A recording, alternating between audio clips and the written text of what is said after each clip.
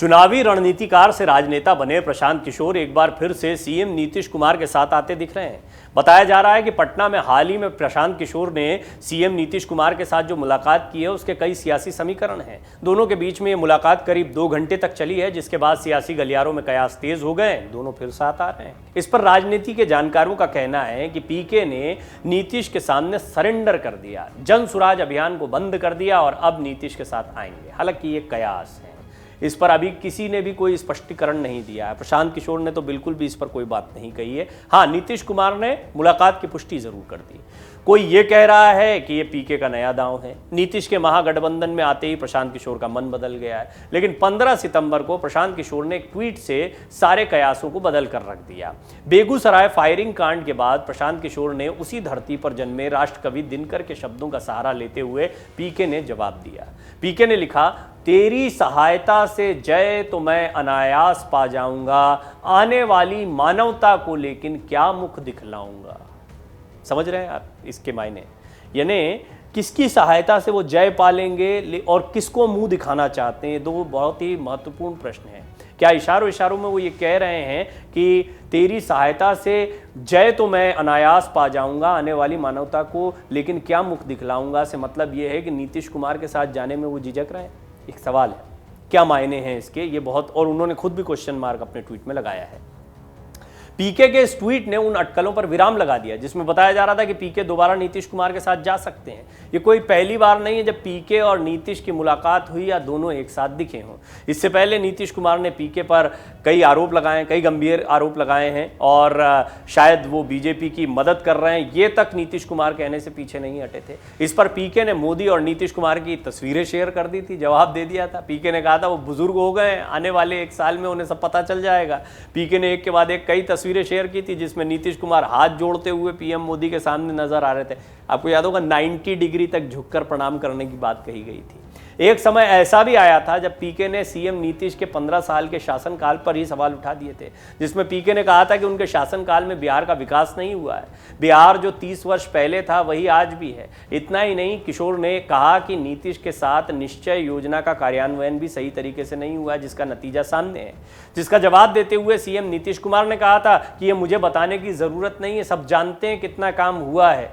नीतीश ने कहा, आप लोग हमसे ज्यादा बताएंगे क्या हुआ है या नहीं हुआ है, हकीकत सबके सामने है। मुख्यमंत्री ने कहा कि महत्व सत्य का है, ये बताने की जरूरत नहीं क्या हुआ, कितना हुआ है, सब काम लोगों को पता है, किसी की बात को यूं ही महत्व नहीं देते हैं।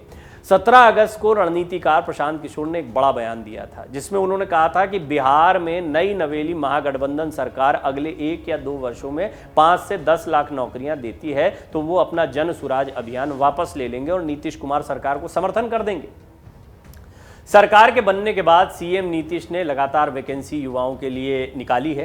पहली बार सीएम नीतीश ने 1365 वैकेंसी निकाली और अब राज्य जिला न्यायालयों में क्लर्क, स्टेनोग्राफर, कोर्ट रीडर और अर्दली के 7692 पदों के लिए बहाली का नोटिफिकेशन जारी हुआ। यहाँ नितिन गडकरी के उस बयान को याद रखना चाहिए जिसमें वो कहते हैं कि सिर्फ सपने दिखाओ मत, सपने पूरे भी करो। रोजगार एक बहुत बड़ा सवाल है जिसको लेकर विपक्ष केंद्र सरकार पर हमलावर है। अब ये खुद नीतीश कुमार के पास भी एक बड़ा सा हथियार होगा और हमने देखा है कि तमाम राजनीतिक दल जो बीजेपी के खिलाफ खड़े हुए हैं वो बेरोजगारी के मुद्दे को जमकर उठा रहे हैं। लिहाजा नीतीश कुमार के सामने खुद भी चुनौती है कि अगर वो प्रधानमंत्री मोदी के बराबर खुद को एक चेहरा बना रहे हैं तो वो नौकरियों का जवाब दें, वो खुद अपने यहाँ पर रोजगार को पैदा करें या ज़्यादा से ज़्यादा लोगों को नौकरियाँ दें। खासतौर पर सरकारी नौकरियों को लेकर एक बड़ी बहस होती रहती है कि नौकरी का मतलब क्या सिर्फ सरकारी नौकरियाँ हैं या फिर युवाओं को आत्मनिर्भर बनाने की बात जो प्रधानमंत्री मोदी कहते हैं, या फिर नितिन गडकरी ने भी हाल में किसानों से कहा कि आपको भी अपने लिए खुद काम करना चाहिए, पूरी तरह से सरकार पर भरोसा नहीं करना चाहिए, डिपेंडेंट नहीं रहना चाहिए। तो कुल मिलाकर नीतीश कुमार भी इसी अंदाज में बिहार में नौकरियां पैदा कर रहे हैं। लेकिन क्या ये प्रशांत किशोर को साथ में लाने या प्रशांत किशोर की सलाह पर किया गया काम है, ये भी एक बड़ा सवाल है। आपको ये भी बता दें कि प्रशांत किशोर ने 2015 के विधानसभा चुनाव में लालू प्रसाद यादव की राष्ट्रीय जनता दल दल और नीतीश कुमार की जनता दल यूनाइटेड के बीच गठबंधन कराने में महत्वपूर्ण भूमिका निभाई थी। बाद में नीतीश कुमार ने पीके को अपनी पार्टी में शामिल भी कराया था। उन्हें जेडीयू का उपाध्यक्ष तक बनाया गया। प्रशांत किशोर ने विवादास्पद नागरिकता संशोधन अधिनियम 2019 और प्रस्तावित राष्ट्रीय नागरिक रजिस्टर एनआरसी का विरोध किया तो जेडीयू ने उन्हें पार्टी से बाहर का रास्ता दिखला दिया। एक कार्यक्रम में नीतीश कुमार से जब पीके की जेडीयू में एंट्री और फिर बाहर का रास्ता दिखाने को लेकर सवाल पूछा गया तो उन्होंने कहा कि अमित शाह के कहने पर उन्होंने प्रशांत किशोर को जेडीयू ज्वाइन कराई थी। इसके बाद प्रशांत किशोर ने चुनावी रणनीतिकार के रूप में अपना काम फिर से शुरू किया। उन्होंने पश्चिम बंगाल में ममता बनर्जी की पार्टी तृणमूल कांग्रेस के साथ काम किया, जो कि 2021 में शानदार बहुमत के साथ सत्ता में वापस आने में सफल रही। बंगाल के नतीजों के बाद पीके ने ऐलान किया था कि अब वो दोबारा चुनावी रणनीतिकार के रूप में काम नहीं करेंगे। इस ऐलान के एक साल बाद उन्होंने बिहार में जन सुराज नाम से कार्यक्रम की शुरुआत कर दी। इस अभियान के बाद एक राजनीतिक दल के रूप में परिवर्तित होने की संभावनाएं भी जताई जाने लगी। नीतीश कुमार के दोबारा महागठबंधन में शामिल होने के बाद प्रशांत किशोर और बिहार के मुख्यमंत्री नीतीश कुमार के बीच वाक युद्ध चालू हो गया।